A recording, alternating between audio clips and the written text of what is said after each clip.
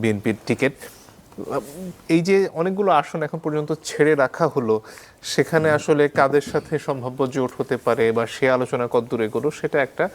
এর পাশাপাশি কিছু কিছু ক্ষেত্রে দেখা যাচ্ছে যে রাস্তায় আগুন জ্বালিয়ে টায়ার জ্বালিয়েও অনেক ক্ষেত্রে যারা মনোনয়ন পাননি তাদের সমর্থকরা প্রতিবাদ করেছেন। সেই দিকটা আসলে বিএনপি সামাল দিয়ে উঠতে পারবে কিনা? দেখুন, জোটের সঙ্গে তো আলোচনা হচ্ছে।